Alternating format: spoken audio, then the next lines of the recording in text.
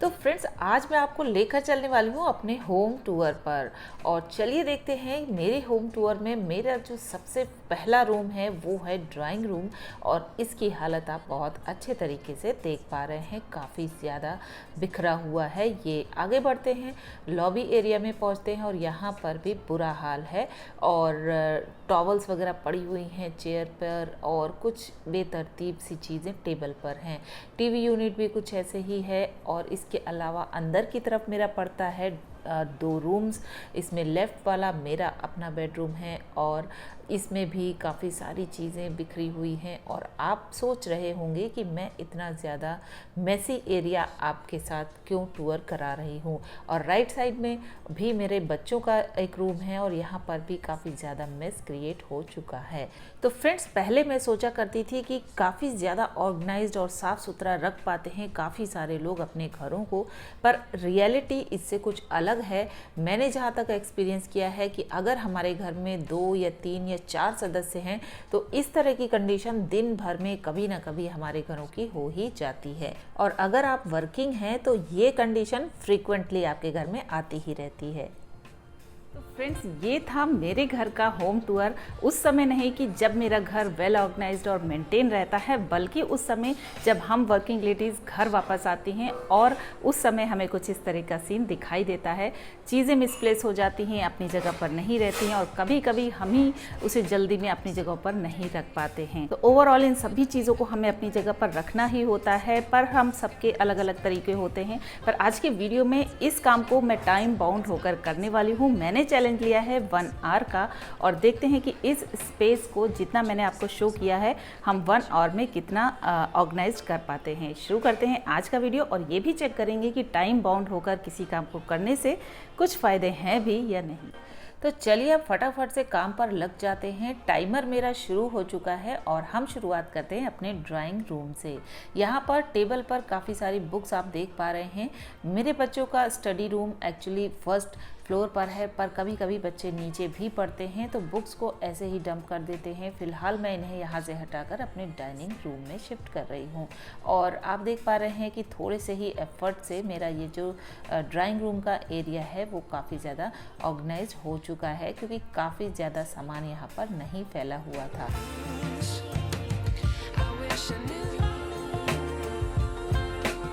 और अब बढ़ते हैं अपने लॉबी एरिया की तरफ। लॉबी में से भी मैंने बुक्स को और आगे बढ़ा दिया है, उनकी शेल्फ्स में शिफ्ट कर दिया है। और इसके अलावा भी काफ़ी सारे निक नैक्स डाइनिंग टेबल पर स्पेशली फैल जाते हैं, क्योंकि कभी कभी टाइम की कमी के चलते या फिर जल्दबाजी में हम चीज़ों को जहाँ के तहाँ रख कर आगे बढ़ जाते हैं। हालांकि ये एक अच्छी हैबिट नहीं है, पर धीरे धीरे किसी भी चीज़ में शुरुआत करने पर सुधार होता है। तो यहाँ पर डाइनिंग टेबल भी मेरा काफ़ी हद तक साफ़ हो चुका है और शाम के खाने के लिए इसको प्रिपेयर करना तो बहुत ज़रूरी है। और ये एक सेंटर का एरिया है मेरे घर का, तो ये जगह या ये टेबल जब साफ़ रहती है तो पूरा घर लगभग अरेंज्ड रहता है। बढ़ते हैं अपने टीवी यूनिट की तरफ। टीवी यूनिट पर भी कुछ मेडिसिन स्टोरेज रहता है, तो यहाँ पर भी उन्हें लेने निकालने की वजह से कई सारी चीज़ें फैल जाती हैं। इन्हें भी टाइम टू टाइम रखना बहुत ज़रूरी है।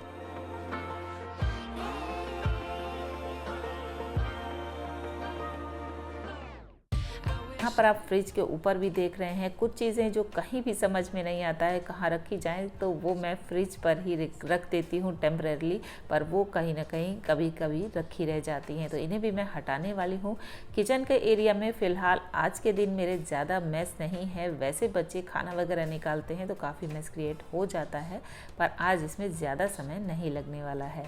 तो टाइम को बचाने के लिए कैमरा मूवमेंट थोड़ा सा हार्श हो रहा है, तो उसे आप अवॉइड करिएगा। और अब मैं पहुँच चुकी हूँ अपने बेडरूम में। यहाँ पर भी दिन के समय भी हमें रेस्ट करना होता है। जब हम बाहर से आते हैं तो बेड ऑलमोस्ट उतना ही ख़राब हो जाता है जितना कि रात में होता है। तो कुल मिलाकर 2 बार तो हमें बेड को सही करना ही पड़ता है। तो यहाँ पर भी स्पेशली बेड को जब हम सही कर लेते हैं, उसकी बेडशीट को प्रॉपर बिछा देते हैं, तो हमारा रूम लगभग काफ़ी ज़्यादा साफ दिखाई देने लगता है। तो फ्रेंड्स, यहाँ पर आप देख पा रहे हैं कि टाइमर में हो चुका है 16 मिनट्स एंड 45 सेकेंड्स और काफ़ी सारा काम मेरा निपट चुका है।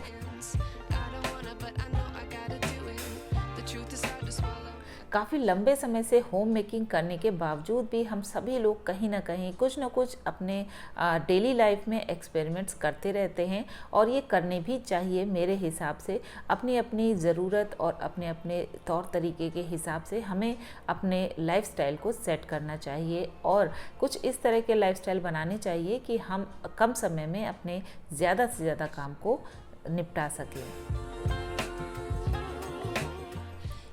तो यहाँ पर मैं पहुँच चुकी हूँ अपने बच्चों के रूम में, और यहाँ पर वो भी दोपहर के समय थोड़ा बहुत रेस्ट करते ही हैं, क्योंकि बाहर जाते हैं स्कूल वगैरह से आने के बाद काफ़ी एक्सर्शन हो जाता है, तो हाफ़ एन आवर का रेस्ट मैं उनको ज़रूर करवाती हूँ, और उस वजह से उनका भी बेड मुझे काफ़ी सही करना पड़ेगा। तो फ्रेंड्स, मेरा टाइमर 22 मिनट्स का हो चुका है, और मुझे नहीं लगता कि 1 घंटे की ज़रूरत पड़ेगी मुझे अपने इस काम के लिए। और इस समय मैं अपने काफ़ी सारे काम को निपटा चुकी हूँ, और यहाँ पर एक गद्दा भी पड़ा हुआ था, उसको मैं साइड में रखने वाली हूँ।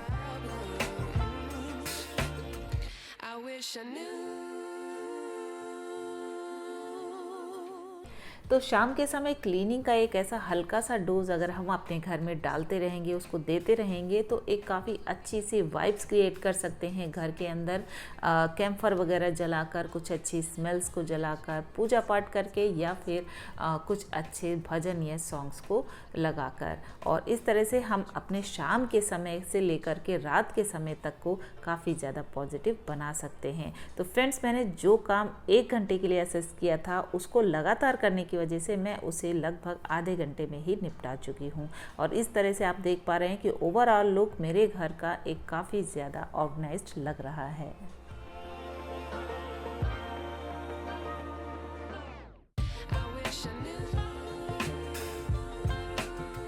तो फ्रेंड्स, ये था मेरा 1 आवर क्लीनिंग का चैलेंज, और काफ़ी ज़्यादा मज़ा आया मुझे इसमें।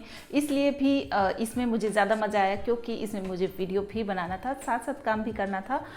पर इसके अलावा जब मैं इसको कर रही थी, मेरा एक्सपीरियंस ये था कि हम जब भी किसी काम को एक टाइम फ्रेम में रहकर करते हैं, तो उसमें हमें फोकस्ड रहने की काफ़ी ज़रूरत पड़ती है, और हम उस काम में लगे रहते हैं जब तक कि हमें कोई एक्सटर्नल हर्डल ना आए, या फिर हमारा काम पूरा ना हो जाए, तब तक कि हम उस काम को करते रहते हैं, और वो काम ज़्यादा स्पीड से, ज़्यादा एफिशिएंसी के साथ में ख़त्म होता है। तो ऐसा था मेरा एक्सपीरियंस, और ऐसा कोई भी प्रोजेक्ट आप कल अपने लिए ज़रूर रखिएगा, और अपने एक्सपीरियंस मेरे साथ शेयर कीजिएगा। मैं आपके कमेंट्स का वेट करूँगी, और मैं आपसे मिलती हूँ एक और इन्फॉर्मेटिव और यूज़फुल आइडिया के साथ अपने नेक्स्ट वीडियो।